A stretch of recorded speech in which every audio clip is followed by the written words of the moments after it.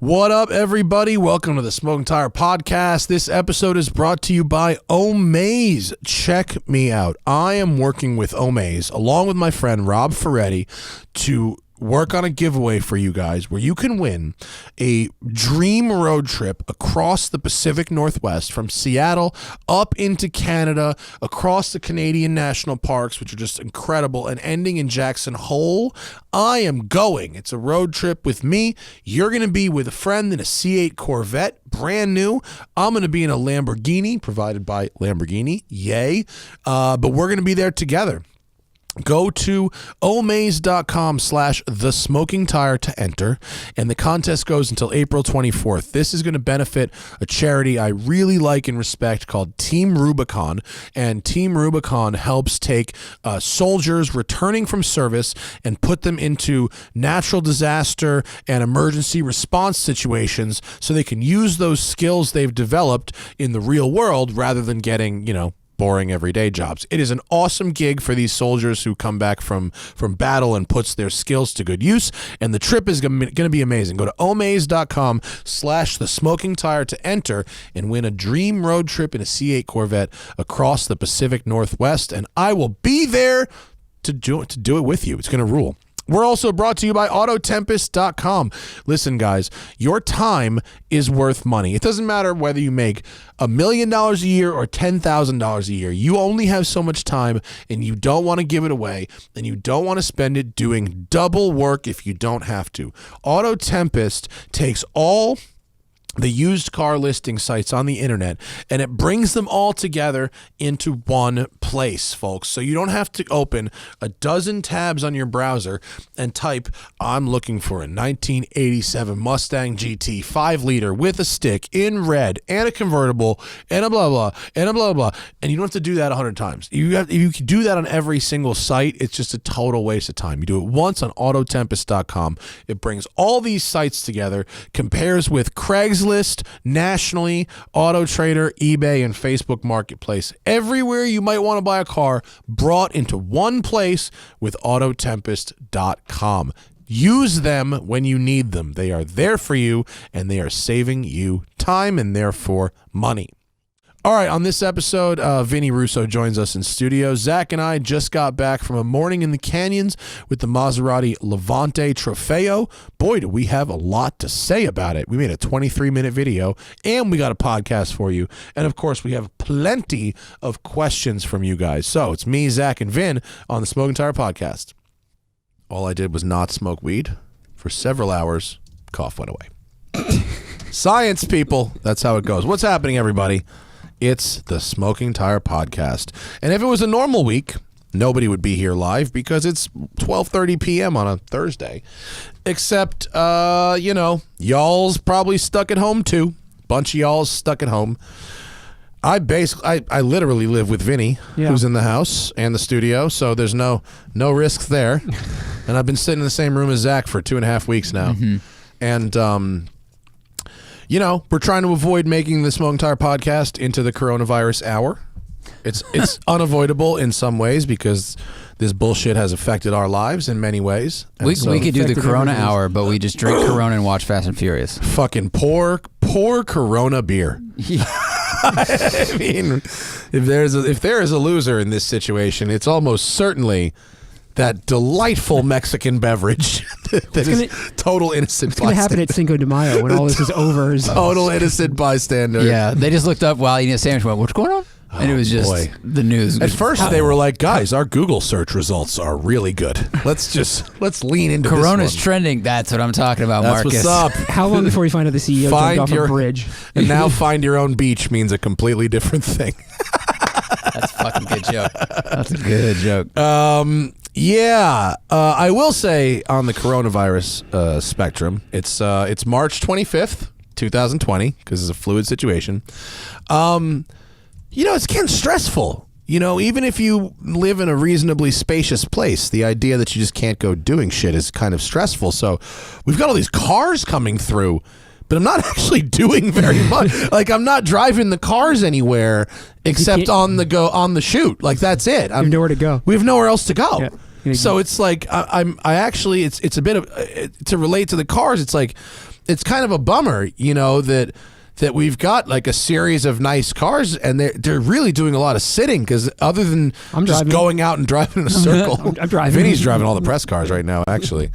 But and you lose all that homework of like daily errand. What did I notice today? Yeah. Today, this hour, all that stuff. Yeah, like the cup holder is annoying, and this does that, and like I go to park, and this thing like you don't have any. There is less of that for sure. Which is exactly what I tell people when they go to like buy a car, like off the lot, like take it home and use it. And we're not even following that ourselves. Well, and it's the whole thing of like, it's why I wanted to give up doing like fan cars that I would drive for 20 minutes and do these cars. It's because when you have the car for a week, you just learn so much more. But you need to have reasons to drive them, even in a mundane situation. So I think I really need to just make sure to actually just spend more time just going for drives, I think, for no real reason. Even to like the grocery store, like I'm just going to the place that I can walk to, like the little place on the corner. That's right. You're not even taking to the grocery store. I'm not even going to the grocery store because I'm going to the little close grocery store by me. That's fucking great. Zach and I, by the way, will give away the secret. All the pasta is out of all the grocery stores. Everyone's like, well, if we're stuck at home, pasta. Well, we just stopped by the Italian market around the corner. Got all the pasta. They've got all the pasta. I bought a can of like 6-to-1 tomato because that was gone at the grocery store the other day. Yeah, they don't just have all the pasta. Well, they've got the real Tuscan shit. Mm-hmm. They've got the good stuff over there. And all the like the Asian markets and the Mexican markets and all those other like small little markets, like they all are full from what I hear as well. They got the good shit over there. Yeah, they have meat, which like all the other stores are out of. But I was talking to Christian James Han, our friend, who did so well on the Chevelle podcast. That was the last time he left his house. The Chevelle podcast. Jesus Christ. Think about how long ago that was. Yeah. And he has a lung thing, so he's a susceptible, whatever, at risk, highly at risk. High at risk. So he's been like super afraid. Yeah. Like, so he's literally did not go outside for 12 days. That's what he was, I saw that. And he lives in like West Hollywood. He lives in Hollywood. Yeah. He lives in a studio apartment, and for a studio, it's big, but it's a studio, and it's a cool apartment. But after 12 days, like no balcony, no. I'm just like, dude, like, bro, what do we, So he was kind of going a little stir crazy. Of course, as I can. I mean, look, we can go outside and walk on the beach and that kind of shit, but if you're like in a place that's full quarantine right now and you're stuck in a tiny apartment, oh God, I feel bad for you. I'm sorry. I hope we're here to help. Is that from his Instagram? At King Trut. But he sent me this thing last night, this video from this doctor at Cornell Medical Center in New York. Yeah. Which the doctor said the whole hospital's been converted to a coronavirus hospital. 1,200 beds. Yeah. What was the guy's name? Mark Price, I believe it was. Hang on, I'll pull up the link. It was great. Like, it was the first time I'd seen anything about Dr. David Price. David Price, that was it. Protecting Your Family, Dr. Dave Price, March 22nd. I was listening to it last night while you were watching. Yeah, I don't want to go through the whole thing because it's like an hour long, but the 4 takeaways were this. He's like, I deal with only coronavirus patients all day. That's all I do. He's like, 99% of them, it's this. Yeah, Zach's got it pulled up. It looks like this, and it's just like, it's like a fucking FaceTime phone call, basically. But he said basically it's these 4 things. He's like, everyone who gets it basically gets it from being in close contact with someone who's got it. Right. Touching them or touching their shit. Right. And then touching their face. That's it.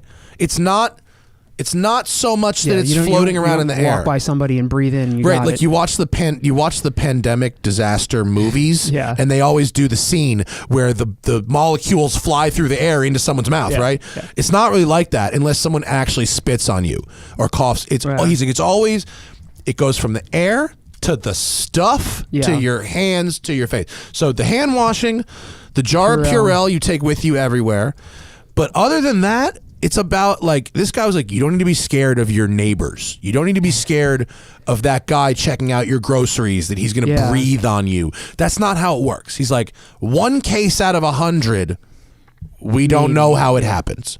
99 out of 100, it's my brother was sick and I cared for him. Right. This person I work closely with and I touch them, or we shared a pencil, or we share a computer. You know what I mean? It's that kind of shit. So the advice was, it was Purell, hand washing, and keep your fucking hands off your face. Which is really fucking hard. And the masks, the masks don't really do much for keeping you from breathing anything. Right. That's not the problem, but they keep you from touching your face. And so I don't want to do the whole coronavirus hour, but that to me, from a super expert working in the closest thing we have to trenches for this every day, is going, we got all these cases, thousands and thousands of cases. Here is what we see with all of them. Here's how people get it. Here's how they don't get it. Well, so that made me feel better about like not being afraid to go outside. It made Christian feel better, and I think that the good thing about it, I thought, was that it wasn't heavily, it wasn't opinionated. It wasn't one of these videos where it's like, it was strictly just, you could tell the guy was educated, he had the experience, he was just speaking facts, and he and he said what he needed to say, and he backed it up with. I thought it was a good video just because it was level headed. Yeah. Yeah, for sure. Which so is anyway, what we need more of. What you don't want is to be scared of the outside world right now. Right. And to take that into cars, I think things like track days, not so much big racing events where people are crowded into grandstands, but a track day or a group drive. If you're not getting in and out of each other's cars and touching each other and shaking hands and hugging, you're not going to get sick from those people just by standing in the vicinity of them. So anyway, that just made me feel a little better about, because it's like, am I doing enough? Am I doing the right things? Am I fucking don't breathe on me, bro? Don't look away from me when you talk. You know what I mean? Like, stand across the street. You don't know what to believe and what not to believe. So I'll believe a doctor at Cornell Medical Center. We can start there. Mm-hmm. That's a place I'll believe. So anyway, could we do a quick housekeeping to everybody about the live podcast thing? Right. There's 2 housekeeping items for podcast. One is that people still are not figuring this one out.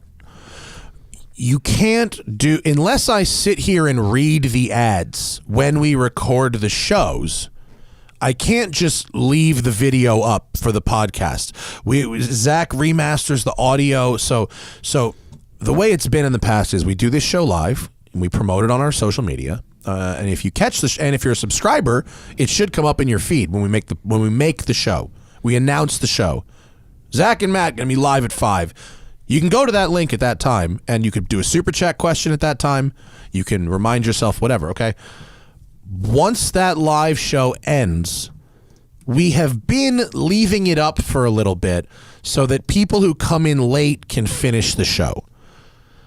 We're not going to do that anymore because it's causing too much confusion with people later, because they see it later and they go, I thought you already posted this. Mm-hmm. We didn't. It was live, and now it's not live, right?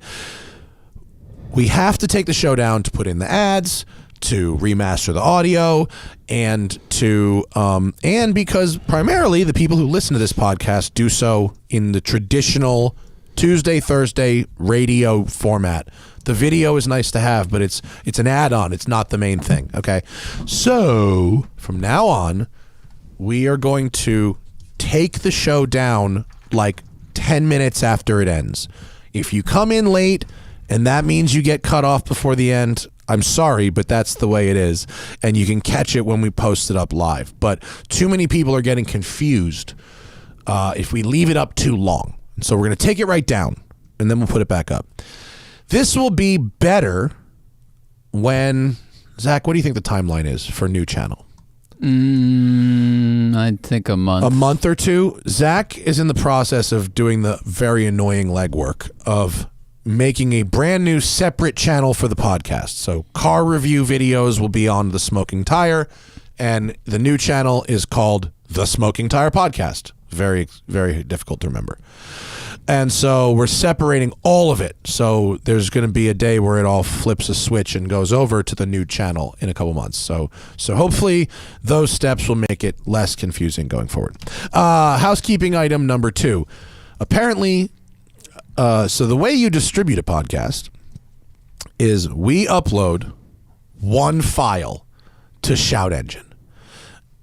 Every other podcast player on the planet pulls the file from Shout Engine. Okay, they're just like RSS readers, basically. We upload the file to one place, everyone else pulls it from there. We do not upload the file individually to every player. Why does this matter?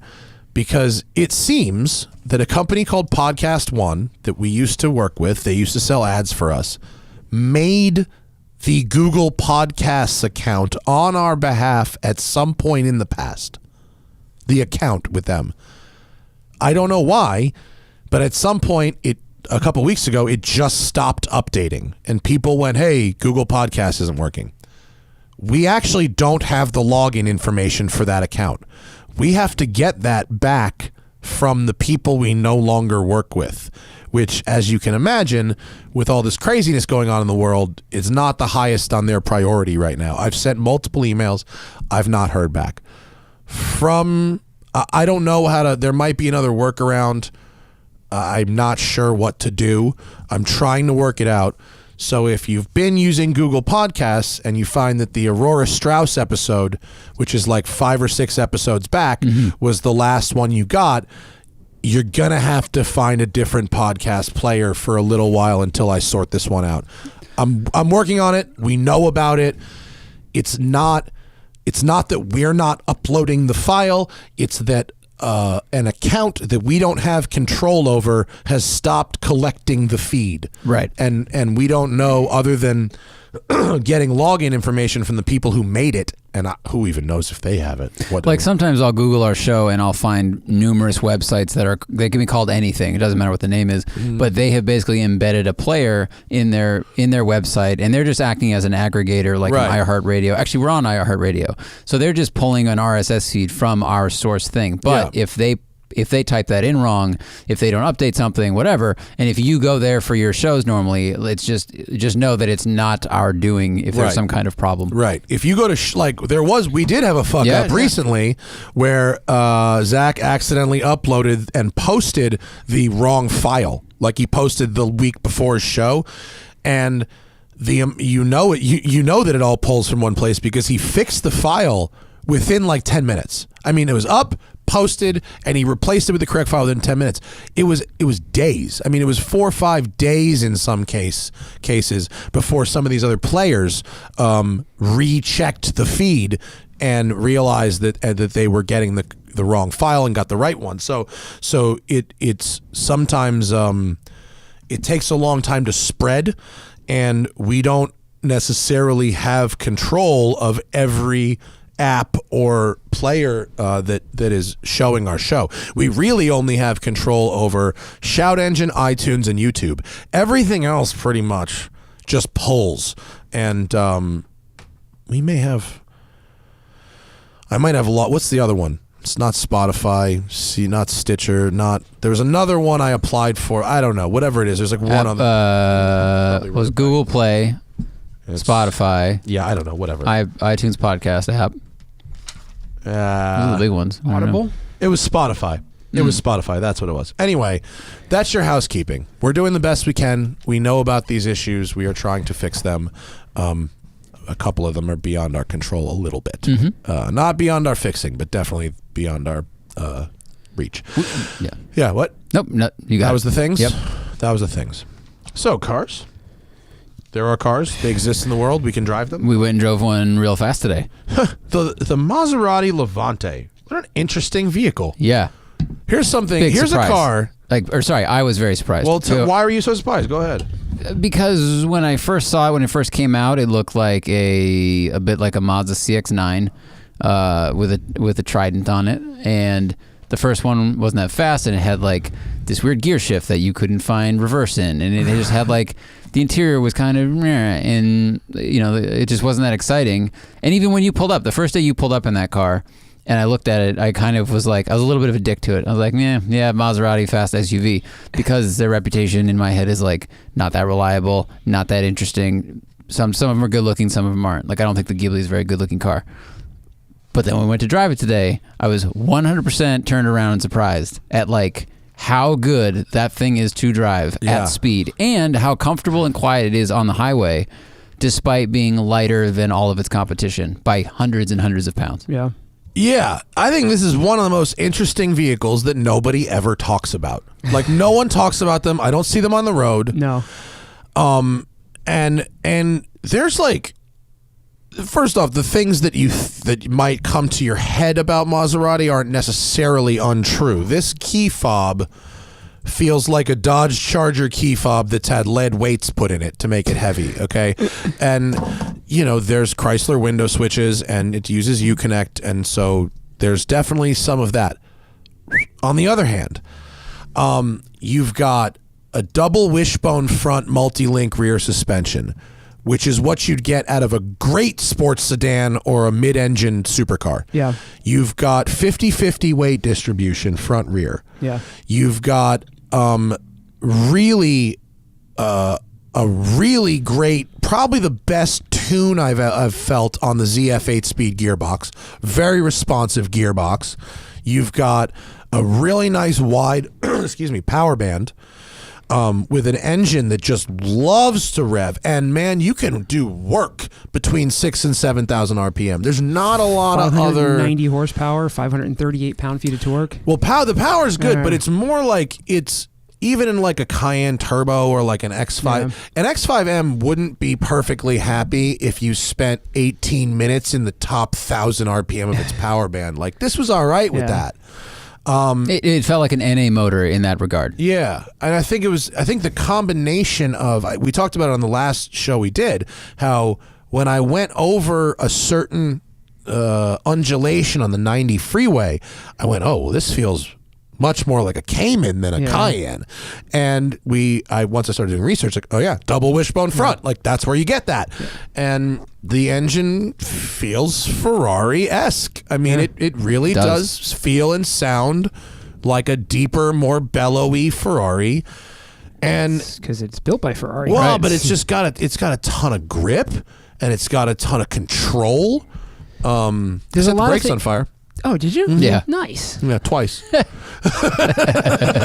There's a lot of things about the Levante that, you know, I was at Maserati when this truck launched. So I got to spend some time in the development prototype. I knew that the Trofeo was coming out, that they were going to do this twin turbo V8 eventually. And when we launched the car with just the V6 and the basic V8, it was like, all right, well, how are they going to do? But there were so many touches in this truck that I went through a bunch of them with you that you just, things that you wouldn't expect from Maserati. And it was like the new engineer sat in the back and went, "Hey guys, I got an idea. Like, can we do this?" And they're just like, "Sure, why not?" And people just don't really take the time to look and see all the little things, like you said, like the suspension and all the little details and the engine tuning. It really is it's a well built truck. It's well thought out. And it's well executed. And well, it's 1,000 pounds lighter than a Cayenne Turbo SE hybrid. That's a lot. It's not a hybrid, so it was 800. Ton. It's 600 pounds lighter than a Cayenne Turbo. It's 600 pounds lighter than an X5M. Mm-hmm. Okay, so it's 4,700 pounds. So it's 200 pounds heavier than a Macan, and it's 100 pounds heavier than an X3M. Yeah. So it's basically the weight class of Macan X3, but the power class and size of Cayenne Turbo, and then it's got the balance, the front rear, which is like, holy shit, this thing will dance. Like, it'll really dance. Yeah. And here's the crazy part is, like, you guys didn't really get a chance because of the Trofeo, but like if you watch some of the videos of the press launches, like it's actually the off-road capability is decent too. I mean, you jack that thing up. They say that. I don't know if I'm buying that shit. It's not not on 22s. It's not, well, I mean, that version of it, but like when we did the launch and we had the trucks go off-road, it held its own with every other SUV in the, that was on the market. I think these days the computers have such good control over each individual wheel because of all the speed sensors that and it's not just Maserati doing this, like the Jeeps with hill descent control, like it has made every SUV far more capable than they would have just with the hardware. Like, you used to really need knobby tires and locking diffs and stuff, and now it's really impressive what they can do with an all-season tire. Yeah, like the Range Rover Velar, dude. That thing we mobbed and up the hill in that. Yeah. Lexus. On road tires. Yeah. But this thing was like, man, it's got a limited slip diff in the back. You know, it can do 100. It does. The default is 100% rear drive. Yeah. It only moves power to the front if you start slipping the rear. So I was able to get some oversteer, and some rotation out of it. And it's got that cool gauge in the dashboard that shows you where the torque's going. Yeah, it's a little hokey, but it's you can't, if you're going fast, you can't really look at it. I didn't have time to look at that. Dude, over 100, it pulls. Yeah, it doesn't stop. 187 top speed, 380 to 60.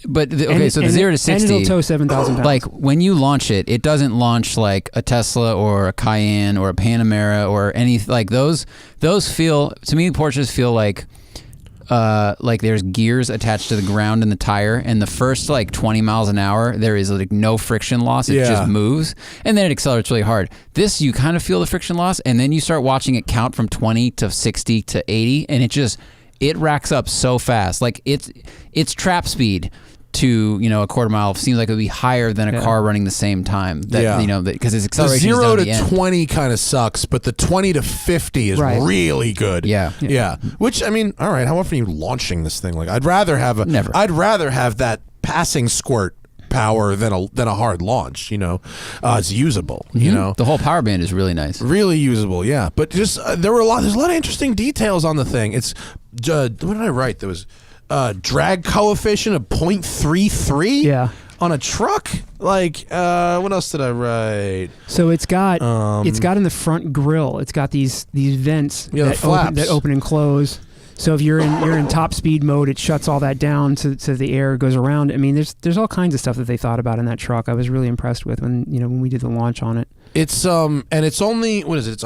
It's 130 pounds heavier than the base model, but has 160 more horsepower. Yeah. So it has more horsepower compared to the base model. It gains more in power than it does in weight compared to the base model. That's excellent. But I really just the way it handles a bumpy canyon road, where you can really approach the limits of grip and hit a bump and not have it be a problem. I mean, we were up on Lake Hughes Road, which is a place that I like to test car suspensions, and there's 3 or 4 very specific spots where it's okay. Here's where you're going to get a hop. Here's where you're going to get a dip and a compression, all right at the mid corner. And it was a rock star on all 4 of my spots. It was a rock star. On that note, I meant to tell you your Marina Del Rey pothole got filled in. Oh no! My favorite pothole. We had an NVH pothole that was like the baseline test for all the cars, and I drove by it the other day, and it's all paved back over. No. That's my baseline. My baseline rattle. My rattle That's test. funny. I have all over LA County. I have very specific bumps and potholes that I will test. It's the proving grounds. Yeah. If you watch the videos, you can see. I'll be like, all right, here's the bump coming, and I know where it's at. By comparison, a regular X5 has a drag coefficient of 0.31, but a really? Q8 has 0.34. Now this doesn't say X5M. I can't find that as quickly, so maybe it does. That 0.31 for the regular X5 is pretty good. Maybe everybody's getting way better at this than I thought. I think everyone knows that that's where a lot of the MPG is. Yeah. But it's still, for something that's as big as it is. That's impressive too. Good job, BMW. Big grill, yeah. And the one thing you didn't get to test in the Maserati that is an interesting test is the valet test. What's that? Well, so the thing with the Trident, and it was always like a running joke, is it doesn't matter what valet you pull up to, and it doesn't matter what Maserati you're driving. You pull up and you valet your car, you're going to come back and it's going to be parked out front. Range Rovers, Mercedes, Bentleys, they all go around back. But I have never, ever brought a Maserati into a valet and it wasn't sitting in the front of the store. Yeah. Anecdotal, but okay. It's just one of those, part of what you're paying for when you pay to drive a Trident like that in the heritage is that people look at that as some sort of, well, we called it romance in the video. We said it's got the romance. You could go out into the street and you could say Levante, Ghibli, Quattroporte, and nobody would they have a clue. You could go and tell anybody in the world Maserati, and they're gonna be like, "Ooh, yeah, it's true." It's true. I mean, the company's been around since 1914. It's one of the only companies that's been around that long, and so it's part of the heritage that you're paying for with that. And to some people, it's too much, which is why it doesn't sell as well as some of the other brands. It's too ostentatious. They can't handle the attention. It's too much input for them. The smell and the sounds and the.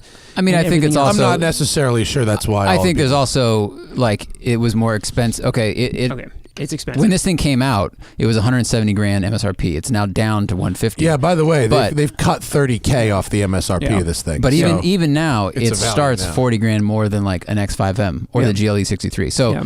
you're paying a lot more money and you have to really believe in that romance or Yeah. in other things about it, probably. because you're not necessarily going to get it in You're not. objective No. feature for feature. If you look at a Levante Trofeo versus Cayenne Turbo, the Turbo will have more. They're two will have completely more. different. Yeah, they're two completely different Yeah, yeah. personalities. Yeah.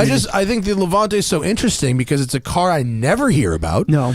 You don't hear about even the people even the guys like the more nuanced car writers aren't Yeah. like, hey, by the way, that thing's got double wishbone front suspension. Like, by the way, that thing actually mobs and nobody talks about it. And if someone wanted to get away from you in the canyons and something, Yeah. they'd need a fuck all fast car Yeah. because it's real fast.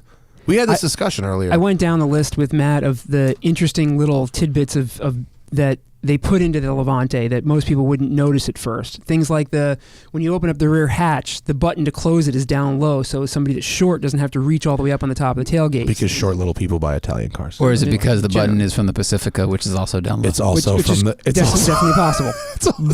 But it's down there. But on most SUVs, like you get in a Range Rover, It's on the way tailgate. up at the top, Right. the very top tailgate. So there you got that. I showed Matt that if you go to fold the rear seat down, which is something that first off, it's got a pass through for skis and whatnot, which is kind of neat. Not a lot of SUVs do that anymore. And then when you fold the seats down, the cargo cover can come completely out. And then when you fold the seats down, most SUVs, you have to move the front seats forward or you have to take the headrests off the back of the seats. Maserati hinged the rear seat 5 inches higher.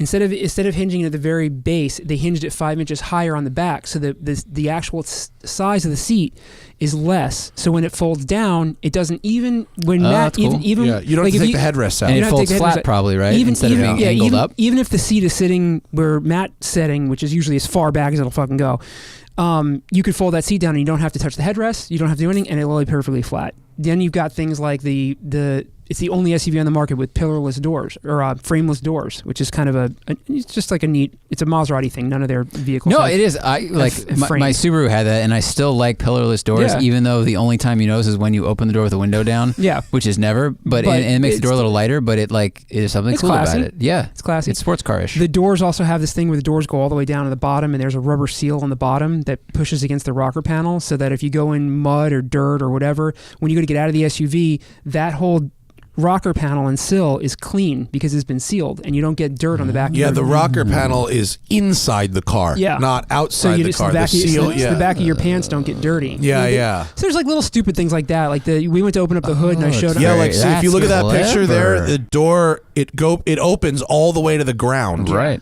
And then the seal itself is at the very bottom of the door panel. That's a very clever so detail. the whole metal thing Yeah. inside stays clean and dry. That's very cool. Yeah, that's a good one. Yeah. Your pants don't get And then, dirty. like, and you you don't know- scuff it up. yeah. I showed Matt the stupid, one stupid thing, but I was always impressed with. You go to open up the hood, and the latch, the safety latch when you go to. So you open up a hood. What's the one thing you always try and do? Where the hell is that freaking thing? So they made it in yellow plastic. So when you go to open it up, even in pitch dark, you can see where it is. You can grab it. And, They should and all go. be that way. Yeah, It's a very pretty engine too. But they don't cover the is. engine with a bunch of bullshit. They Yeah. give you red. They But give these you are crinkle stupid paint, little red design valve things. covers. Yeah, these are stupid little design things that over the years, as car guys, we would never expect Maserati to be the company to come to the table with this kind of Yeah. ingenuity. And It's just all this shit is like I've never the stats on this. I've never been like, yeah, these dynamics and this stuff I Yeah. associate with Maserati. Like I haven't thought No. about that ever. no, which is why they give you the car, so which you is can probably why experience they give you it. the car. Yeah. But like I think other than the thing the cover breaking off, which is mildly janky, and there is. If I get in a really loaded up Panamera Turbo SE hybrid or Cayenne Yeah. Turbo SE hybrid, some of the metal and leather details are so good, I don't even question the price. Whereas in this, there's a little bit of that American car squishiness. There's too much FCA in It's it. a little FCA. Yeah. A little bit where the leather feels nice, but if I squish it, I go, oh, that's like a Dodge Charger a little bit. You know what I mean? The switches and stuff don't help that either. Yeah. But I mean, but if you wanted to go against the grain a little bit, and fuck me, is that a lovely thing to drive? Yeah, it's really cool. Really good driver car. I'm absolutely shocked at how nice it is to drive. I mean, it's really, really not just good for a truck. Like good for we were mobbing. We had a great time. I think that's how fast sedans should feel. I think if you get in an M5 comp and it feels too stiff, like it should feel like this. It had a little body roll, and then you felt the front and back because it had the 50-50 weight distribution, which you could actually feel, and it was soft enough on the highway that it didn't make a ton of noise, even though it's on 22s. And then when we start, going fast, like the front end feels surprisingly like it's agile planted, for how it's planted and it moves pretty quick. And I'm like, oh, this is how a good GT car should feel. All the other fast SUVs feel very nose heavy. Yeah. They feel like they're going to burn through front tires, and you're always kind of driving around the nose weight. This one did not do that. The position of the engine, or if the engine itself is lighter, or I wonder. I'd have to do some research because this is a lot of weight.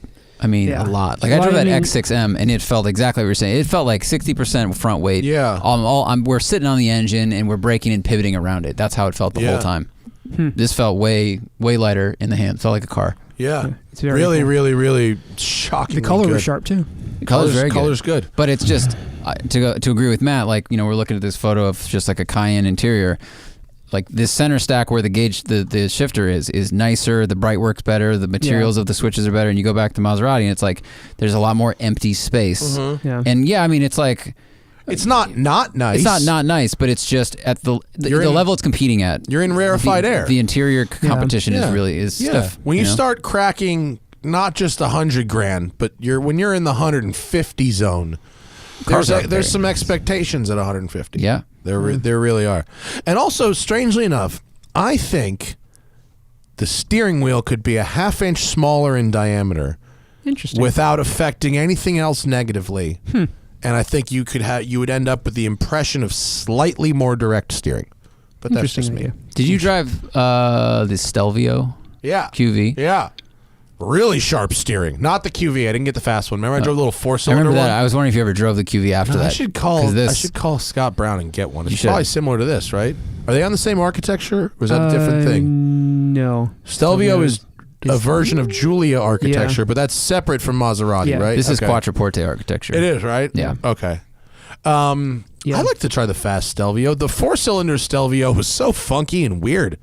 It had the craziest turbo lag I've ever felt in a modern car. You needed carbon seats in your Stelvio. The 0 to 30 was like 9 seconds, and the 30 to 60 was like 2.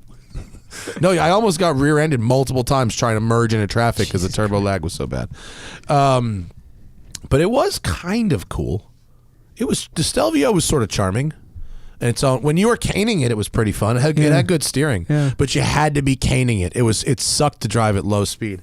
I bet the big motor one is better at low speed because it has actual torque.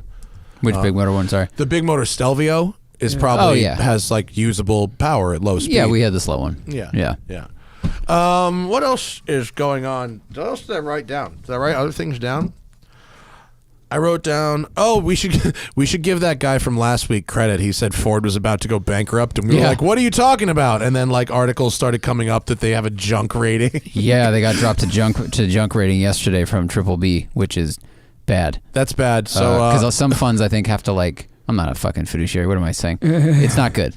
Yeah, in general, if they call your company a junk investment, that can't be good. Well, there's some like pensions and things that have a rule that if something is downgraded to that, they have to sell it because it's like we can no longer trust. So that is not good for a company if a bunch of people start leaving, you're taking their money. Yeah, and I think I'm far from a finance guy at all, but I think the car industry in general is extremely fucked.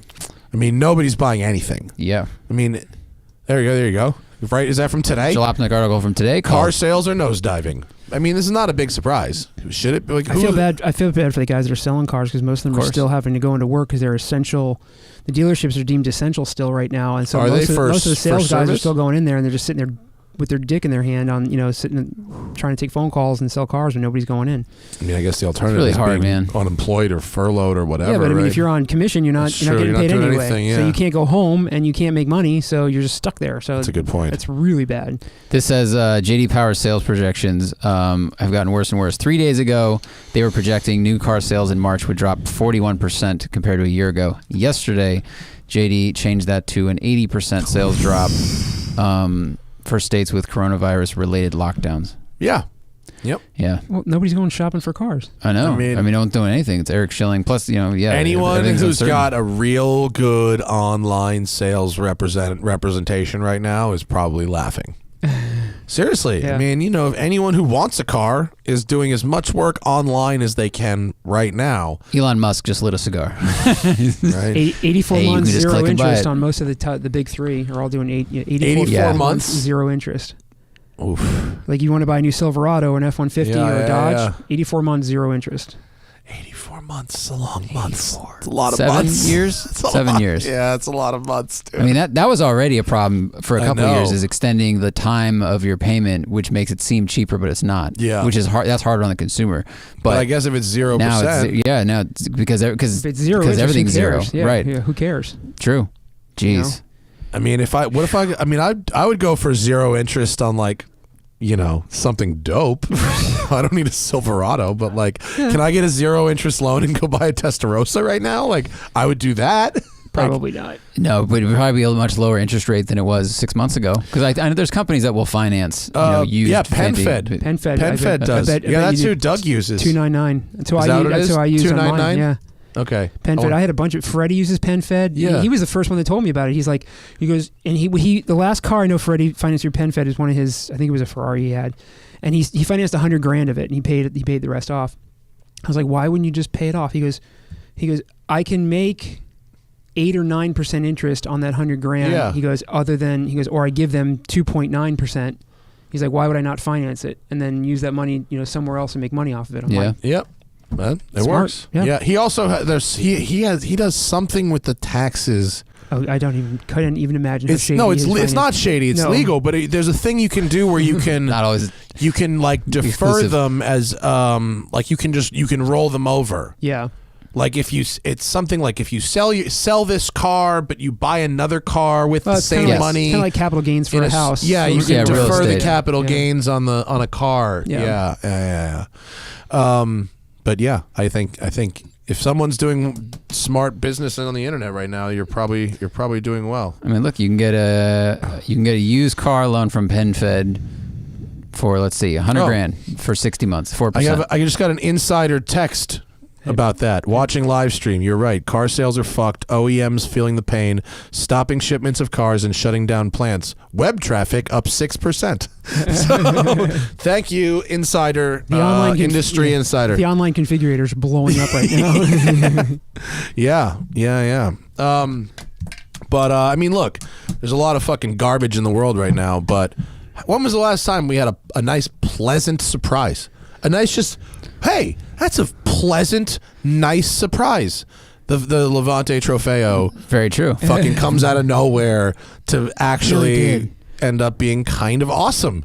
Yeah, I look because when you pull up, I looked in and I was like, this interior is kind of. If you take off the badges, you don't know what car Right, you're in. yeah. And then the gauges are a little bit of like Pacifica and hard to read and stuff. But driving it was like I just can't stop espousing how good it drove. Mobbing approved. Went real fast. Have you heard it cold start yet? Yeah, it's loud. It's got a nice loud cold start, and it's Yeah. got that Ferrari snarl. The Yeah. Mm-hmm. snarl. I don't know what they do to build that in, but it's got the snarl. It's good. There is a Just Noise video as well, so don't worry about that. And then we got this Volvo XC90. We have three Volvos in a row. Which is my new favorite. So This is a mini Range Rover. That's the Yeah. budget range. XC90's the shit. Yeah, it's a good This looking one's car. got the wood and stuff in it too, like that cool. It's the white interior with the wood. The Yeah. wood wave. Yeah, the wood wave. Yeah. The Is it the all white interior with the white Yeah. headliner? it's white on white.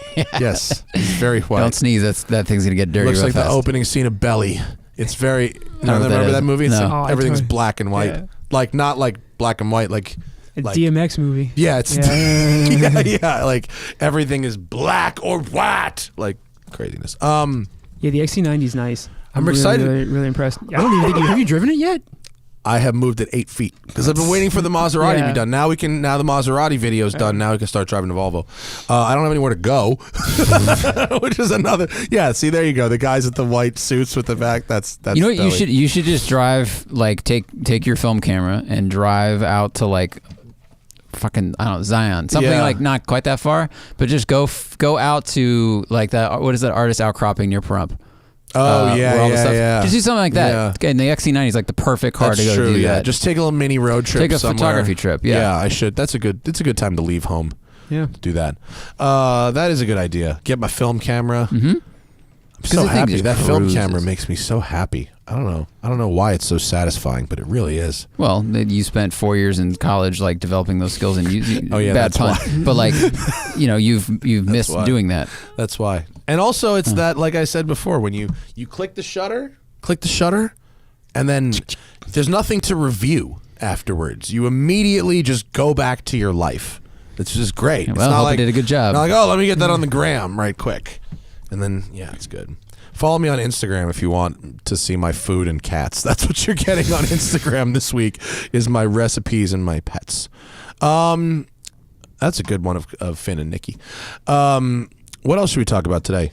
Anything else going on in the... I mean, Torchinsky bought a $900 car. Dude, apparently you can buy a $900 EV on Alibaba. And drive it here? That's like the second question. Or I guess you can just drive it around your like housing development. Well, here in Los Angeles, and I'm sure plenty of other places, they have these sort of low-speed EV laws. Yeah. So, like a gem car. Yeah, the gem, right? That's one. And you see them around like the beach cities. Yeah, the mini mokes, dude. The electric mokes now and stuff like that. So yes, there's a couple of different ones that are doing that. They rent them by the hour. They can't go and shit. faster than 30. I think you're allowed to drive them. They have plates on them, and you can drive them anywhere 35 mile an hour zone or under. Yeah. But there's a dude. Now you could do this, but there's a dude who lives a few houses over from us who has a golf cart. Mm-hmm. And it's a golf cart with a Rolls Royce nose on it. Oh yeah, you know that one? The blue. Have you seen? I've seen them. The blue guy. Yeah. So it's a blue body. Is it a Rolls Royce or Cadillac? It's usually Rolls Royce. Yeah, I think it's a Rolls Royce nose, and it has the roof is like a Landau roof golf cart. It's incredible. If you just Google Venice Beach, I'm sure someone's taken a picture of it and tagged it somewhere. Yeah. And there it is. It's the old one. Go down. Older Rolls Royce. The baby blue. The baby blue. And this dude has no plates. He has no tags at all. And he just drives this thing around the street in Venice, and no one cares. That's it. The cops just smile and wave, and this dude rolls this fucking thing around Venice to the bar. He parks in the street outside the bar. I've seen him at Irwan. Yeah. I've seen it everywhere. Well, there's one near my apartment, and I think there's a law that's like if you don't go further than a mile from your house, then you don't need to like register your tiny cart. Like maybe those Mitsubishi Maevs and stuff. Oh, like the iMiev. Yeah, like actually no, those you can register. But this was like if you're not driving beyond a certain distance, it's okay. Is that a law? Yeah, might be. That's your house here? Yeah. That's a law? Okay, maybe he is being legal. I've talked to him about it. He thinks he's not obeying the law. Oh. He's like, yeah, dude, nobody gives a fuck. No one's ever, they smile and wave. No one says shit. You should get one too. Let's get him. And I was like, all right. Yeah, he is pretty cool about it. Yeah. He's always got chicks on there. Like, I mean, it is a strategy. Like, it's perfect for Venice. Yeah, dude. Yeah. I mean, if you want a strategy to you need a peacocking thing. You need a thing, but you don't want to wear one of those hats. I smile and wave at him every time he goes by. I mean, he can't drive by you and you're angry at him for any reason. Maybe I haven't described the person who's driving this. By the way, is like a 31-year-old surfing bodybuilder. I'm not talking about some old guy. No, I'm talking about a young dude with a hipster beard and muscles and tattoos. This isn't Carl going golfing. This is. This is Sven. His name is Aspen, okay? He does yoga. Totally, yeah. Did you find the ruling there? So basically, in the state, you're allowed to operate what they call neighborhood electric vehicles. Mm-hmm. It's like a low-speed vehicle used for getting around your neighborhood. But the law can vary depending on what county or city you're in. So some places it's fine, some it's not. It's not a statewide, this law applies everywhere. But basically what they did is it's a transportation plan to give people to give communities the ability to say, okay, our residents can get around a small area using golf carts or low-speed vehicles in the neighborhood instead of having a car, which makes more noise, takes up more space, all that stuff. Okay. Wow. Something tells me they didn't mean Venice. Yeah. But I'll take it. I mean, we should probably push this rule. Once we get the cars out of the garage, we should really start hunting for golf carts. Okay. We can I mean, do what's that. the worst thing that can happen? That guy has been getting away with it for 5 years. Yeah, we'll get something funky. Yeah. Oh, you got a Rolls Royce, huh? We should get one that's like a Sherman tank looking thing or something. These reminders are great. It's like drivers of low-speed vehicles still have to obey California traffic laws. For example, a low-speed vehicle must yield to bicyclists, pedestrians, or other vehicles. So you can't hit people, even though you're in a golf cart, sir. I have to say that's very disappointing. Well, we know. We understand, sir, but you're still in a motor vehicle, and you cannot run over people again. What if they're okay? Mexicans? A lot of the state is Mexican. They're a big part of our economy, and they're part of our people, and they're people What if too. I go to Arizona? They're not people there. We don't have any jurisdiction there. They won't let anyone from California into Arizona. Got it. All right. We should get one. That's amazing. We should absolutely You should. have one. I'm the person that should be pushing that law way into the gray area. Now, what's funny is this is like as dangerous as a scooter, but less mobile in terms of getting around traffic and getting somewhere quickly. Yeah. So you lose everything you like about a scooter, but you gain none of the safety of a car. But I gain all the attention, which is really what I'm seeking. That's very true. That's 100% accurate. Really what I'm looking for here. It seemed like we had many questions from the people. Is it worth getting to some of those? Yeah. Oh, good. We have a bunch. We have a bunch. If you have a question that is interesting, ask us. If you have a question that you've heard us answer 100 times on other episodes, maybe sit this one out. Willsies has a little help for us. He just says he figured out that you can change the playback speed of a live podcast video on a desktop, but not on mobile. So if someone joins the podcast late, you can do the double speed thing where we talk like chipmunks on crack and catch up, but you can't do it on mobile. My wife has started listening to podcasts on 1.5x. How do you obtain anything? She listens to these sort of true crime ones that have beginnings and ends. Okay. And so they add a lot of dramatic pausing and bullshit that you don't necessarily need. Gotcha. And so she's like, there's too many fucking breaths in this. It's really funny. She just wants to be force-fed the information about the murder as quickly She's as almost possible. hit the end of podcasts. She's almost... She's been out of work for a couple months now, and she's almost hit the end of podcasts. She'll find the next one. And the next one. Just I don't know where she finds any of them, but man, can these people enunciate? Yes, very true. Yeah, Gimlet Media do a great job, and they make me think I don't know how to talk, which is the true. guy who does there's one called Disgraceland, which is about famous people committing crimes and famous people's bad things. So it's behind the music. Yeah. Okay. And so the Disgraceland guy, he really can bring in that dramatic flair. You need to have the pause, and then the pregnant pause. And that's when Dolly Parton went to her closet, got her cold black 45 caliber revolver. Yeah, I mean, it's like that. They did a podcast about her. It's very good. It's like I know. I listened to it. Yeah. Yeah. The Dolly Parton one. She was a boss. Yeah, she is. Rules. I didn't know any of those things. Thoughts on the modern state of Aston Martin cars? Be a quick answer.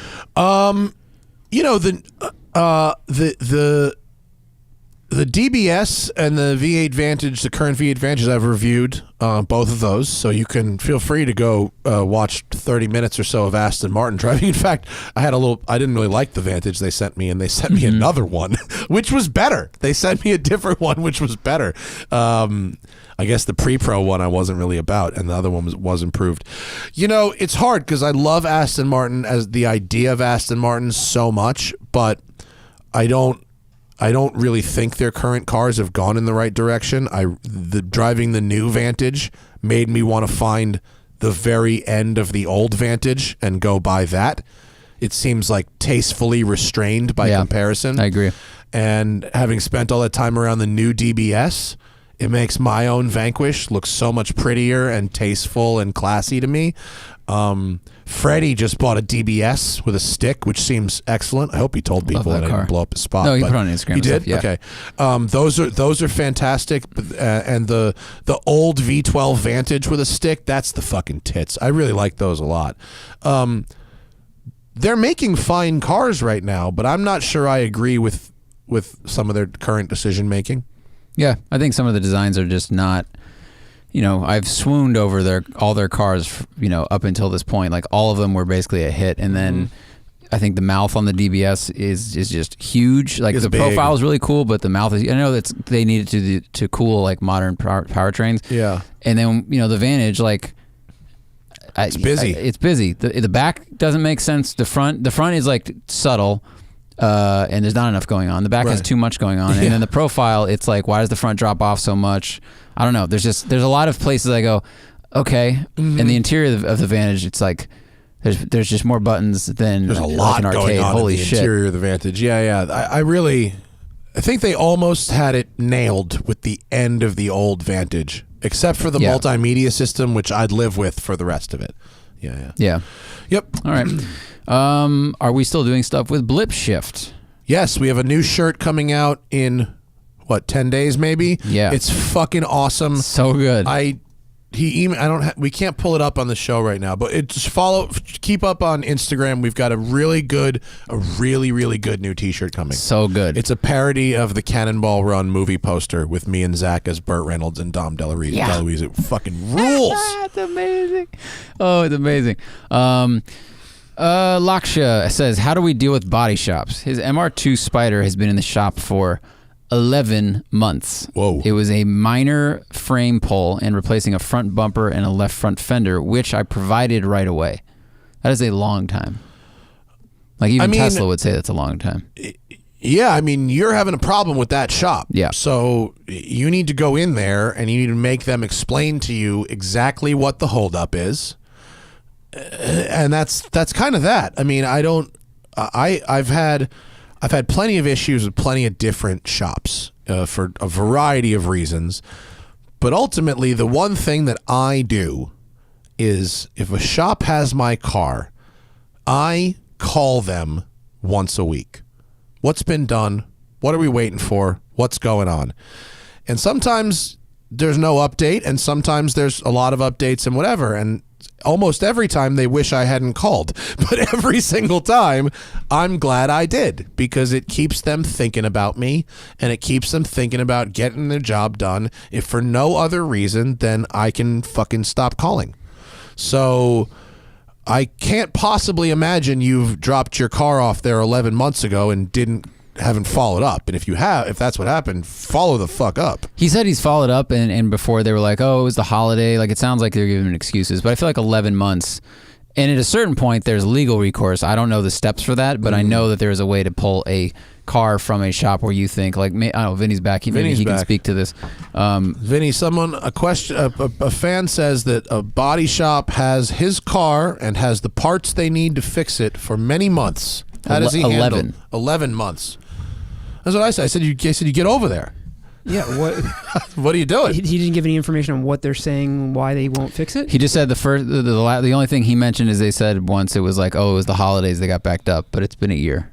That's, yeah. Like, do you know, is there like legal recourse that you can do, or is there a clause somewhere that's like, I can take my shit back and not pay you for the work that you're supposed to do because you haven't done it? You mean you could do that and take them to small claims court? Yeah, basically. I mean, if depending on how much they've done to the car at all, if they just have the parts, I mean, you can pay for the parts and just walk away, or tell them, look, you didn't put them on my car, you didn't do anything. If they did nothing, go get the car and pull it out, and let them try and prove that they did anything. Yeah, I don't know. It seems like such a long time to let this go on. I mean, it's you might have to like have some angry phone calls and possibly. It's one thing if the repair itself was taking 11 months, but if they haven't touched it in 11 months, it's just if it was body work. It seems like they just haven't touched it. I wouldn't have lasted that long. Yeah, I mean, how long? Yeah, how it's body work. How long can it take? At a certain point, it's totaled. Yeah, you know what I mean, or whatever. Full restoration on like a 1916 Cadillac. No, it does not seem like that's what this was. MR2. Yeah, you might have a legal problem. Fuck out of here. Yeah. It sounds like you got a shady body shop and you need to think the fuck out of there. Yeah. Nick Elaine says he needs wheel advice. He bent a 20-inch wheel on an F-Type. His OEM replacement is $1,000. A refurb is $500. Would you roll the $500 dice, or go balls deep with a 19-inch aftermarket set of wheels for $3,000? Or just have that wheel repaired. Well, I think he's saying repair is $500. Repair or refurb? He wrote refurb. So I guess maybe I think I'm I guessing- would I'm try guessing to repair. refurbing your wheel. If you can refurb the wheel you've got, do that. Yeah. If you can't do that, Some of the wheel repair places do some pretty impressive things. yeah, Real really, impressive yeah. things. There's like legit wheel Yeah, repair places that a Ferrari or a McLaren dealer would take your Yeah. stock wheel and call it good. Yeah. If you can get it repaired for $500, definitely do that. Yeah. You don't need to buy a brand new wheel. And to go down on an aftermarket wheel size, you got to really watch the tire size on something like that, because if you go to drop the overall rolling diameter lower than the OEM, you're gonna screw things up. you might have traction control might freak out. ABS may not Yeah. work. I mean, the wheel speed is going to be right. I mean, there's all kinds of things. It's the same with like a lifted. You got to Right. readjust the speedometer, because all of those things are going there. But more importantly, on something like that, it's the gearing as well. If you want to go from a 20 to a 19, let's call them OEM wheels. They fit. Let's assume they fit. Yeah. Let's assume the tire. Let's assume Yeah. all this is great. And you go, I'd really like to make this car ride a little better. I want to go from 20 to 19. Yeah. Well, finding yourself in a position where you have to spend at least $500 on your wheels anyway is a good time to make that decision. Yeah. And then you can sell the other 3 20-inch As wheels long if as you get want. the tire size that Yeah. matches the same rolling diameter as the Yeah. 20s, you're okay. Because I'm sure they make a 19-inch They do the base models. Yeah. Yeah. that that would probably be perfectly Yeah, fine. So you can go down to it. You can go down to a 19, and this is not a bad time to do it. But Just watch my it. first recommendation would be, if you can fix the wheel you've got, just fix the Yeah. wheel you've got. Yeah. Joe Leonard says, "What was the sketchiest car Matt ever reviewed on a one take?" Oh shit. I mean, there was a thing I drove that was called, I don't know how it's pronounced, Krowrx. Krowrx. They're definitely not in business anymore. They pretty much took an Acura Integra floor pan, removed the removed the bodywork, and built sort of this cage type structure. It was almost like it was an exoskeleton type of car, except it wasn't like a tube chassis. That's it. It wasn't a tube chassis. It was literally just, they cut everything off the floor pan of a front wheel drive car, and then they welded this cage thing around it. So that was really, really horrible. I mean, one of the worst things I've ever driven. It was made worse in every possible way from if it was just a stock car.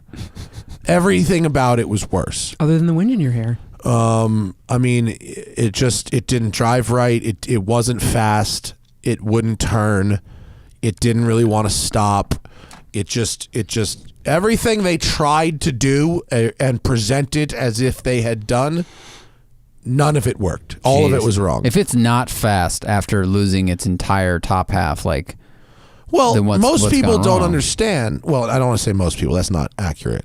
Some people don't understand that bodywork helps air move around a car. And if you get rid of that, you're driving a refrigerator. And so this thing would get up to about 75 or 80 miles an hour and hit an aero wall. And it just wouldn't go any faster. Which at Road Atlanta, if you're going 80, you're a rolling chicane. Yeah. So it great was for go-karts, bad for road course. incredibly dangerous, badly engineered, badly thought out. I mean, it was a bad idea executed badly. That was the most.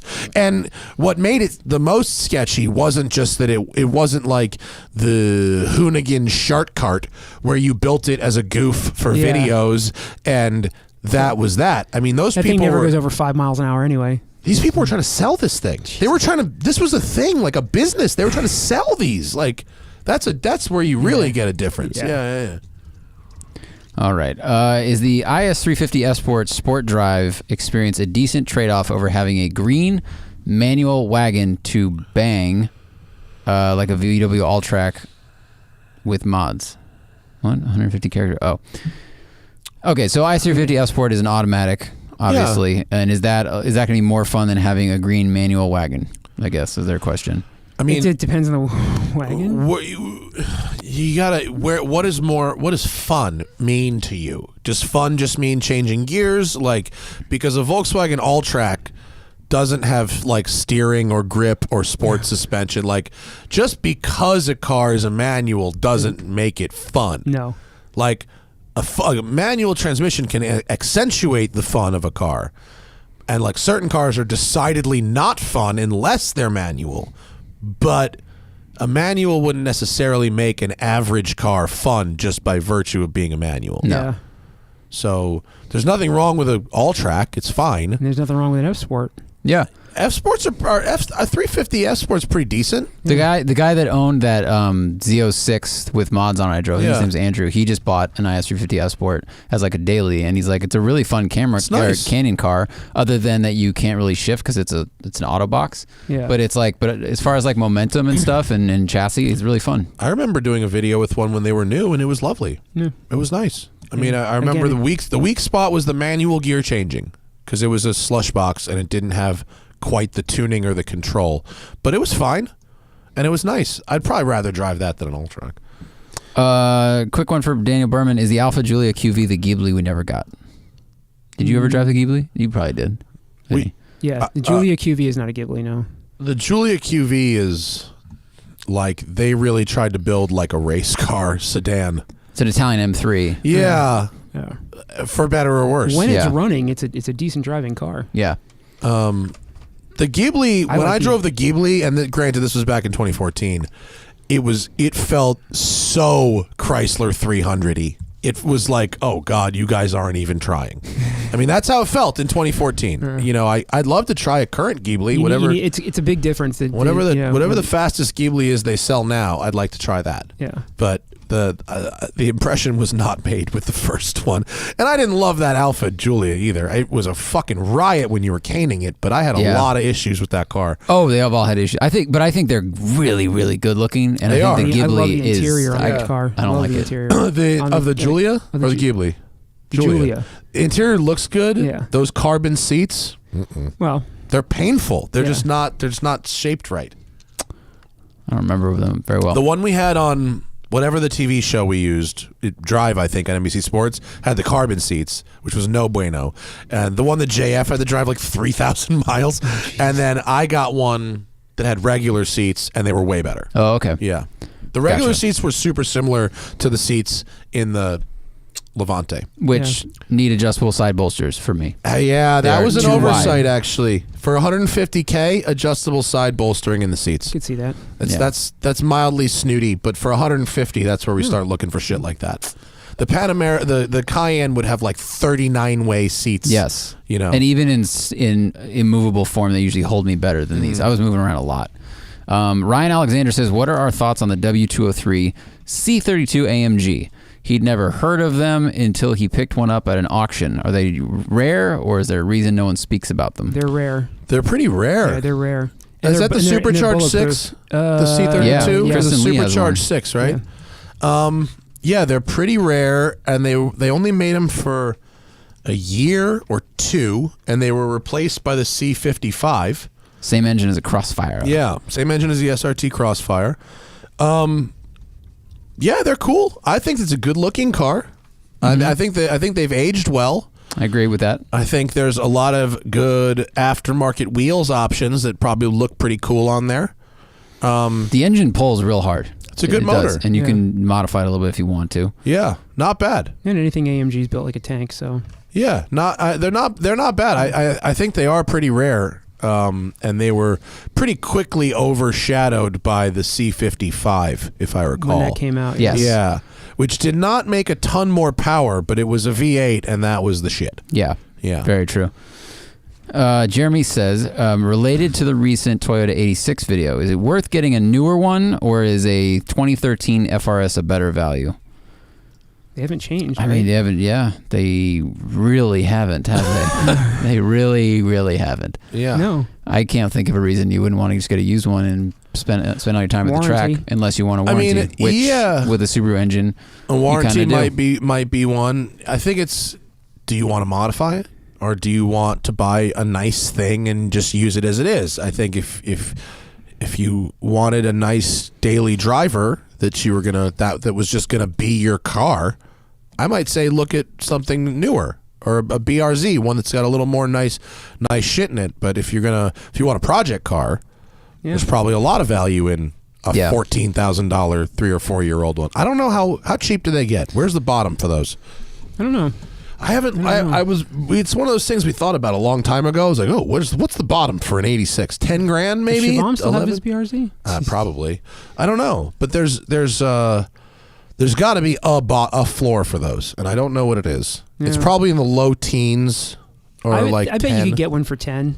I bet, if it's old enough with a decent mileage. After Hurricane Sandy, there were a lot of them that were for sale, like no joke. For flooded? It was like water damage, and I'm like, this is a little bit close to that time.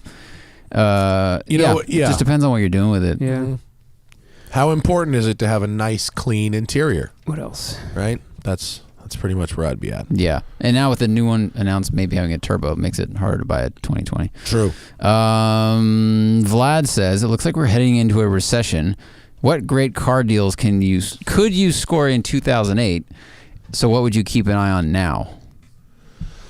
How can you take advantage of someone who just lost their job? Yeah. That's what Vlad's really asking. It's that mid-range, right? It's not going to be it's not going to be McLaren Sennas, right? Because they're rich enough, they're just going to ride it out. Yeah. It's the kind of thing where someone just bought like C7 Grand Sport Corvette. Yep, that's where I'm going. Yeah. All the Grand Sports. You'd be looking at M3s, base 911s, the kind of thing where people don't need it, stretch to get it, and need out of it. I see a lot of Hellcats. Oh, yeah. Totally. Jeez. Hellcats, Shelby Mustangs. 3T350Rs. Yeah, I see a lot of value in something that's a nice, fun thing to have, but not necessarily Boxsters. A collectible investment. You know what I mean? Like, I'm not going to sell my Countach in a recessed market, because I don't need the money. Yeah. And also, I'm going to get fucking hosed, right? Someone who's got a car like that, it's not going to sell it then, at least generally. Yeah. But someone who's got it's the third car. Yeah. It's the weekend car, and the wife lost the job. They're not getting rid of their truck. They're not getting rid of their minivan. Right. Yeah. But, lost your job and you don't need your Viper anymore. Vipers. Start looking for Vipers. Yeah. Mustangs. Yeah. It's the kind of the third cars, but that aren't not museum pieces. The third weekend cars that the guy talked the wife into letting him have it, but now his hours got cut. Or there was an article I read the other day about the sub 1,000 mile used cars that are showing up on the auction sites right now are going through the roof. Sub 1,000? Oh, you mean brand new cars with under 1,000 miles? Oh, that people just want out of right now. They just walked away from, and they're all showing up in the auction sites. Yeah, interesting. So I think we're going to see an influx of cars. Maybe we could take them apart and make ventilators. Probably. They're Fords. Yeah, Ford's doing that. Yeah, the seat cooler motors. Yeah, I predict we're going to start seeing a lot of cars catch on fire. Oh, insurance? You think the insurance? Yeah. There's just a lot of car fires happening. Weird. Strange. It happens in the spring when it warms up. They get the virus. I haven't driven this car all year. I started it up and poof, poof, there these it went. things. Poof, I barely got it out of the garage before it took everything out. Mark Chagall painting with it too. I was so fortunate to pull it into the street down at that end of that cul-de-sac that nobody lives on first. Amazing, I was just trying to take a picture in the middle of the woods here. Lightning hit it out of nowhere. Yeah. It was sunset by the river, right? And I forgot to put the handbrake on. I went to school with a kid who I swear his dad fucking set their boat on fire on a trailer in their driveway. Like a Grady White fishing boat. Just one day I got there and it was just the hull just smoking on the trailer. I was like, oh boy. What else you got, Zack? Freak asks, is magnetic ride control worth it on a C7 Corvette? Yes. Okay. There you go. Moving along. I mean, it's true. It is. Yes. I mean, not only is mag ride control worth it, you want Z51 plus mag ride. That's what you want. Or does Z51 include mag ride? Yeah. It does, right? I'm almost positive. I thought it was. It might include it. You definitely want Z51, and if it doesn't include mag ride, you want Z51 plus mag That's right. ride. It depends on if you have like the 3LT, 2LT, all those different things. Well, you want Z51 plus mag ride. That's what you want. Evan Drinkert says he just finished Chris Harris's podcast episode with Nikki Grist. I need to listen to that. He recommends motorcycle guy. Yeah. Who's Nikki Grist? That's name sounds familiar. Great stories. Is that Isle of Man guy? I believe it is. Yeah. Sounds like yeah. It's great. Did He you just say said we should he watch? just said good listen, and basically that's like a donation, which is cool. Oh, thank you. Oops, I got lost. It jumped down a lot. Oh, we have a lot. Thank you for your donation, Ding Bomb. Thank you very much. Juan Martin says, when is the one meal cooking show coming? Should I make a show about food? I don't. It's fun for Instagram. I'm worried that if I decide to make a food show, it's not going to make any money, and it's going to take something that I love and turn it into work. I think you would need to go watch other food channels, which there are a lot of, first to see how you could separate yourself. I mean, you have the knowledge. Yeah. You're very good at presenting. You've done a lot of this stuff already, and you have an audience, which is good. But I would go watch other, because there's a lot of them out there. I know. And there's a lot of like good ones, funny ones, simple ones. There's a lot of cooking information. Yeah, I know. So how I do just you don't want to make a food separate? show. I don't think. Yeah. I think I just like. I think I like sharing recipes on Instagram. Just do that. Don't. I think if someone else was making a food show and they wanted me to just show up and be on it, Guy I'd Fieri. love to. But I don't really want to do all the things that it would take to start another show. I don't want to shoot and edit it. Yeah, I don't really want to shoot it either. Yeah. Like, you know, I went to watch guys' grocery games, and that's a whole cooking is a whole thing. It's a whole thing, and I don't really necessarily have it. I could talk, but I don't know if I have what it takes to produce a food show. Get a pickup shot of the garlic slice, please. Thank you. Exactly. Yeah. We need a pickup shot of the flame underneath the pan. I'd much rather just have Guy on this podcast for 2 hours and just fucking let homie go off. We had a I don't think this will breach his confidence, but we had like a 2-hour text message conversation back and forth the other day about apocalypse vehicles and which one might be the best for his situation. And it was fucking crazy. Everyone's thinking about it. I mean, we were talking about optional turrets. I mean, Jesus. did you know you can get a bunch? There's a bunch of these vehicles that offer turrets. I am not surprised by that. Are you kidding? Most of them are sold outside the U.S. Right. Yeah. Or Texas. Right. Or Texas. Yeah. Right, where they which is or also hog hunting. which is outside the U.S. It will be if we get what we want, man. Right. All right. Abel, kind of a donation, and Shane asked what happened after the first to get a ticket challenge back with the super speeders thing.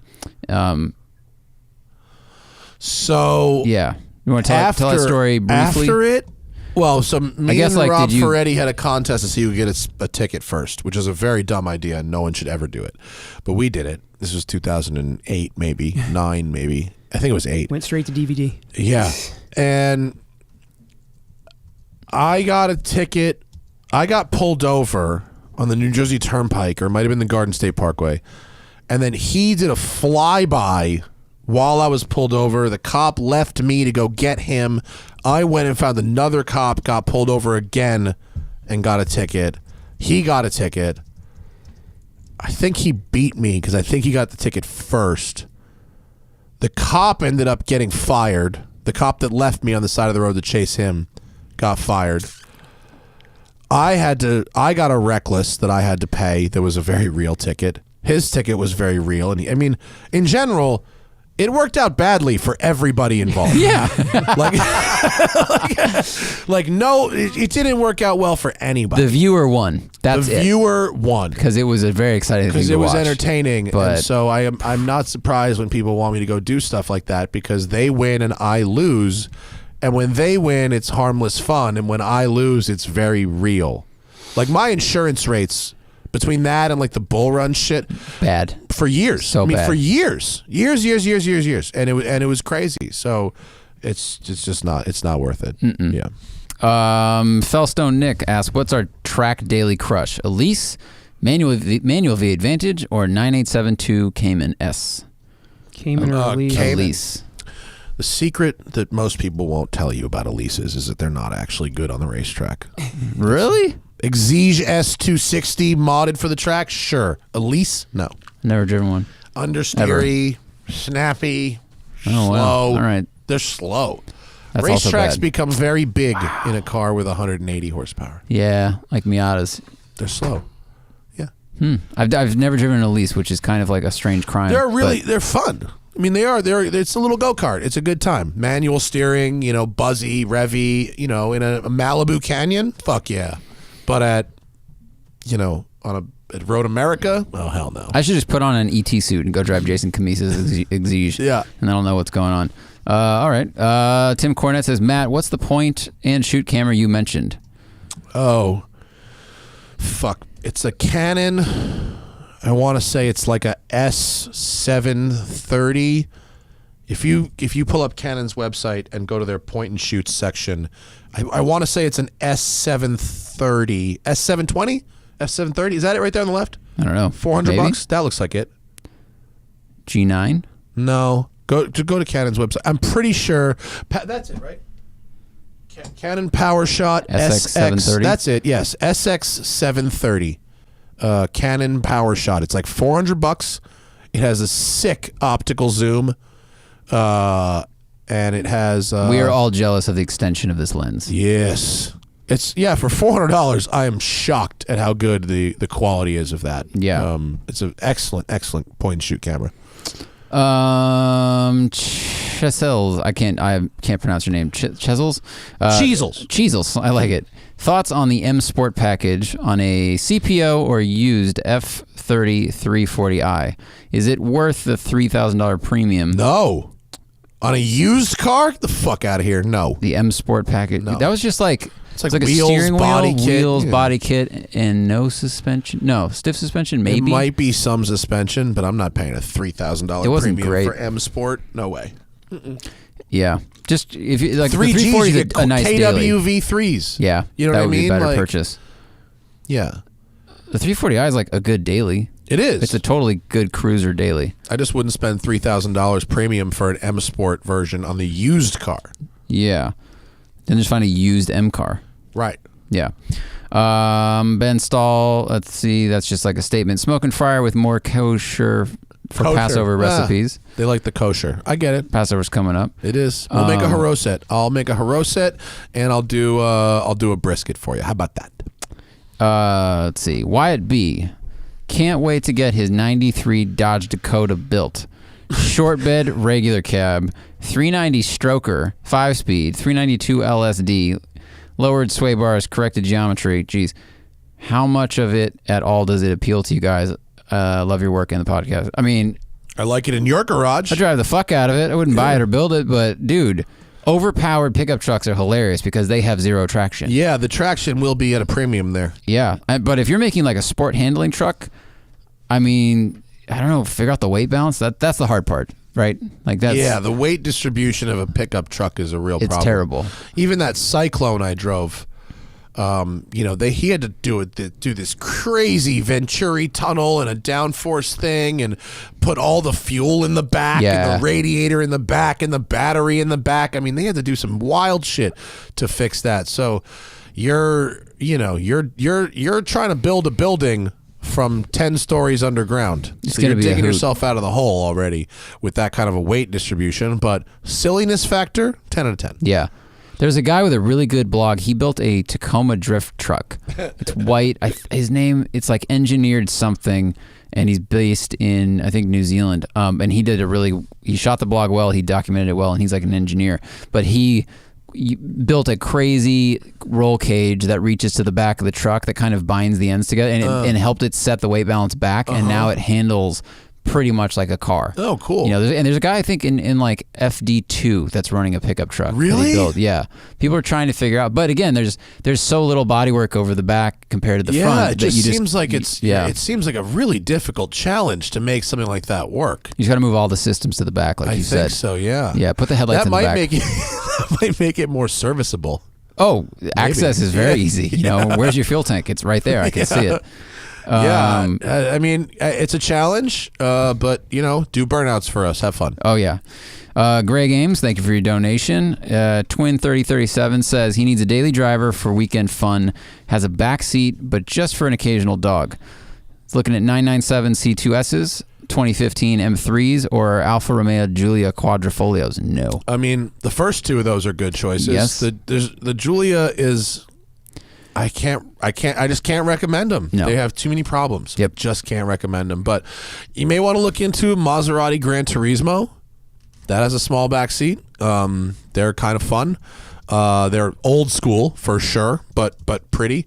Also, let's see, 2010 M3s. I mean, yeah, I think you're right. You're right in the zone. You may want to go for an Audi RS4, an old one. Those are cool. The Audi TT-RS is interesting and cool. That is a great. That car drives great. TT-RS is very underrated. Yeah. Yeah, not a lot of people looking at those, and they're fucking fast. Very fast. Really fast. Check out a TT-RS. That's Probably cheaper than RS3 also because they didn't sell as well. Mm-hmm. All good options. I would check that out. Yeah. Someone commented the truck I'm talking about is called Engineered to Slide. So just Google Engineered to Slide. Crashy needs a daily driver. He's paying $15,000. $15,000 to my aunt plus X thousands to dine-in to get a 2000 E39 M5 running. Oh, all right. His aunt has a 2000 E39 M5 that's been sitting for 4 years but has 44,000 miles. Oh. Should he buy that from his aunt for 15 and then pay dine-in who knows what to get it going? Or should he go buy a used Mark 7 Golf R with DSG? Ooh. If you can get a 40,000 mile M5, now sitting could mean a lot. Was it sitting in a garage under a cover, or was it sitting in a field? And that's going to be the difference. Let's assume sitting in a garage under a cover, and that cosmetically and interior wise, it's fine. It's just been sitting and needs like a fluid flush and filters and stuff. A 44,000 mile M5 in otherwise mint condition is probably worth $50,000 to $60,000. If you could, what year was it? A 2000? Did you say? He said 2000. Oh, so that's the most common one. Yeah. So that's the least desirable. So let's call it worth $35,000 to $40,000 for a 2000. So if you could buy it for 15, and you can get it going for another 15, you're ahead. Yeah. And you've got a great car to drive. That's pretty much the go no go is going to be, can you get it working and going for under 15 grand? And if you can, do that. Yeah. Yeah, that's where I would do it. Now, if the paint is shot and the interior is falling apart, well, now you've got a whole other level of fucking You shit to deal with. Let it go. Yeah, and let it go. But mileage, year, and assuming otherwise nice, yeah, you could steal that. And if the paint looks faded, you might be able to do like a really good cut buff, and it might look amazing. But Maybe. if it's rusting or the clear coat's peeling or for some other reason it's fucked, then Yeah. that could be more expensive. Yeah, I would see what you can get. See if you can get an expert to come take a look at it. Yeah, before definitely you. PPI. Yeah. Definitely a PPI. Yeah. But make sure that expert doesn't buy it out from under you. Right. Make sure they don't see a gem and they go, "Oh, this is terrible," and they call your aunt. You know, they slide into her DMs and they snake that car. The regular 96 says, "Would you rather get coronavirus or daily a Fiat 500L for a month?" Coronavirus. Oof, coronavirus. It's gone in 5 days, 6 days. I'll take coronavirus. Oh man, that's funny.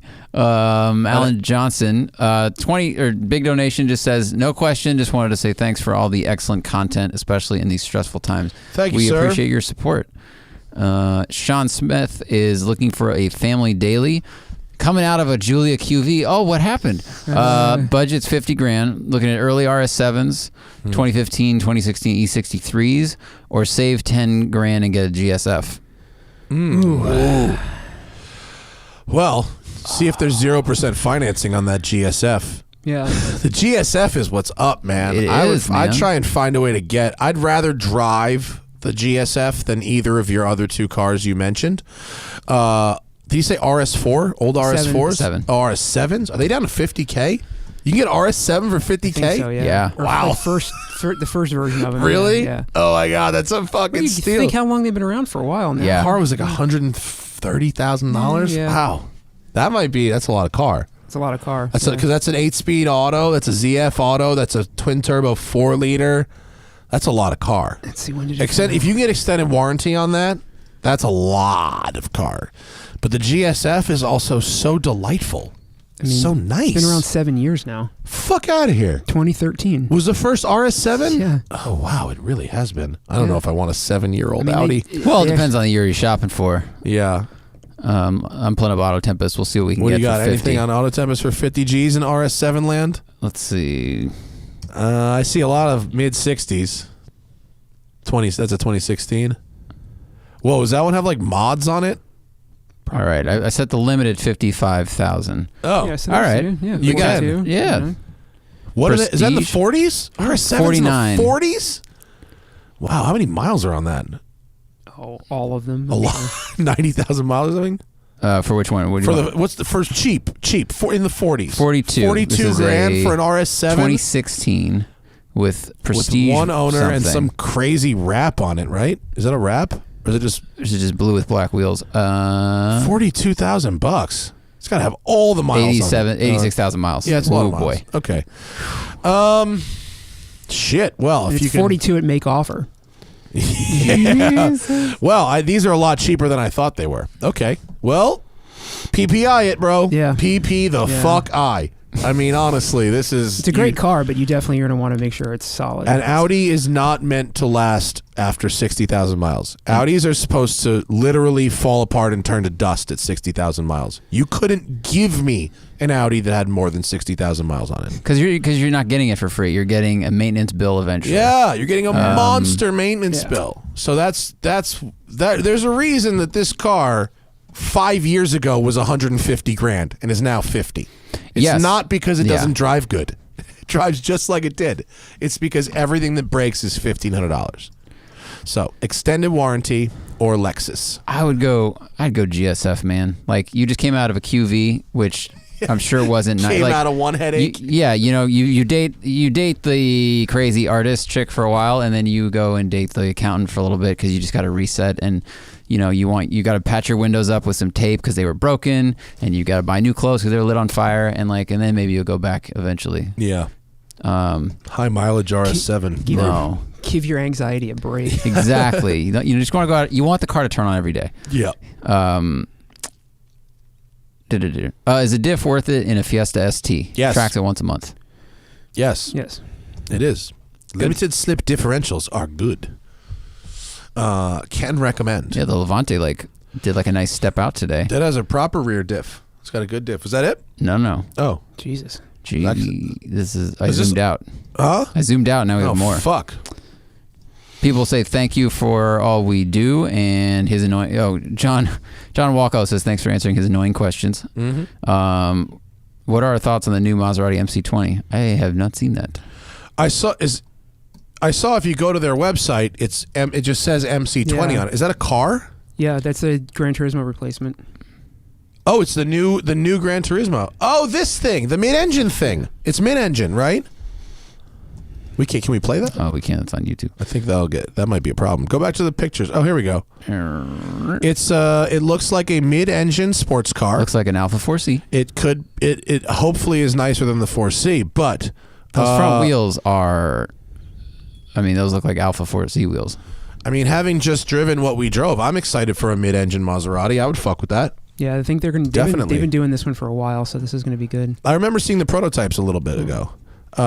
It looks cool. I mean, listen, Maserati mid-engine sports car. This seems definitely promising, It's going to sound good. right? I mean, yeah, it's going to be good. I'm excited. I don't know anything about anything besides it's going to be mid-engine, and that's good. They got smart teasers out. Matt, do you use a iPhone SE? No, I haven't. I had one for a while. I now have an iPhone 8S that I've been using for 2 years and change. I love the SE though. It was small. I wish they made a small phone again so badly. Have we driven any other 4x4 JDM vans? This guy is considering one as a ski trip car, but he doesn't think the L300 Delica has the power for mountain highways. You are correct. I would not recommend a Delica. I haven't. Get an all-wheel drive Sienna. Yeah, I haven't driven any of the other JDM little vans, but they all have like tiny engines. I mean, that's a thing for them. So yeah, I don't know if you can wait until the L400 comes out, like whenever that's legal, They had more power and they're better. But no, I have no other JDM van experience. Sorry. Someone gave us a donation because Cheerleaders is closed. What's Cheerleaders? Is that like Hooters but with cheerleading outfits? That's Probably. what that is, isn't it? Probably. It's Tilted Kilt but it's with the tilted cheerleading. kilt, but in a different color. Yeah. Okay. All the same. So funny. Tilted kilt, but there's numbers on the back of their shirts. Can you imagine those business pitches? It's just like, it's Hooters but with plaid. And then the next one is, it's Hooters but with... It's Hooters but Catholic Pom-poms. schoolgirls. It's Hooters but with cheerleaders. Pom-poms. It's Hooters but with dance moms. What? I'm sorry, what?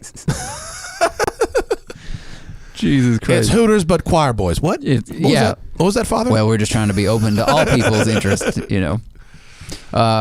This guy bought a fist at your recommendation. He has 12,000 miles. He loves it. Shout out to us and all the work we do. Holla. Thank you. Dingbaum, he says, Matt, I'm a little bigger than you and in Utah. Not sure why he added that. But he's looking for a C6 Grand Sport or C7 Z51 for long road trips. Would you prefer the C6 over the 7? No. The interior of the 7 is so much better. The 7 is much better. Correct. Zach is with me. Prefer the 7. Agreed. 7's a good GT car. That'll be nice. And last one. No more questions, please. Matt, will you ever do a one take with a Performante coupe, or is the Spider you drove so similar it would be a waste of time? I have absolutely driven a Performante coupe. 100% certain. The only I've difference driven is you can fit in one better than the other. Can you just Google that to be sure? But I am certain I've driven a Performante coupe. I will. Cheerleaders is a strip club, by the way. I mean, I may. Yeah, I'm pretty sure I've driven a Performante, and someone just has not seen it. No? YouTube? On the YouTubes? 2020. You drove it. Didn't you drive it at Peabody? But no. That was a Huracan Evo. Oh, right, Huracan Evo. I've driven Performante coupe before. I definitely have. It's really not that different anyway. There's just go watch the convertible one and add a couple inches of legroom, and it's the same thing. I don't. Gotcha. Performante Spider.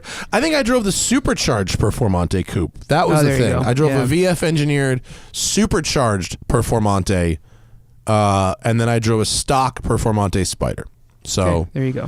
I've pretty much covered. I've covered the range, I think. Sorry. Right. That's right. I was supposed to drive rear-wheel drive Evo Huracan, but it was canceled because of coronavirus. Sorry. It will have to wait. All right. Well, huh? You could say COVID-19. What? Instead of coronavirus, say COVID-19. Oh, to keep the beer stock to drive you crazy. Up? Have you heard that if you say it in the tone of "Come on, Eileen"? COVID-19. Oh, yeah. Now it's going to be stuck in your head. Saying that forever. Sorry, guys. Fuck y'all.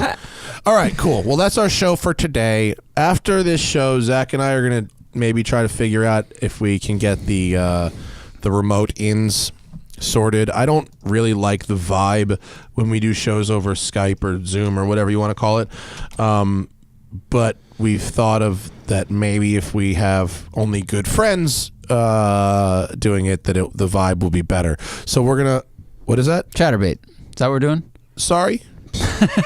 No, we did FaceTime and Skype. And that's the thing. You Googled and it came up. Yeah. Chatterbait. You never heard of that? Is that chat roulette now? It's chat roulette, but just directly with sex. Straight to the jerking off. Yes. As opposed to the crapshoot that whatever the other. As opposed to 99 times out of 100 it's sex, and the other times one. Yeah. Chat roulette was like, hey, people are being friendly. No, they're not. They're not connecting around the world. But yeah, we're gonna try the remote call-ins with friends of ours. Yes. So hopefully that will work out. And thanks for listening. Do you want to plug anything, Vin? No, good. Of course you don't. You're the man. I love it. Westside Collector Car Storage. If you need somewhere in LA to keep yo shit, we're here for you. Go check out our videos. New videos every Monday and Wednesday. Podcasts Tuesday and Thursday. That's all for now. The Smoking Tire Podcast is powered by Shout Engine. Get your own damn podcast at shoutengine.com. It's easy. All you need is a microphone, a connection to the internet, and ideally, something to say. Bye.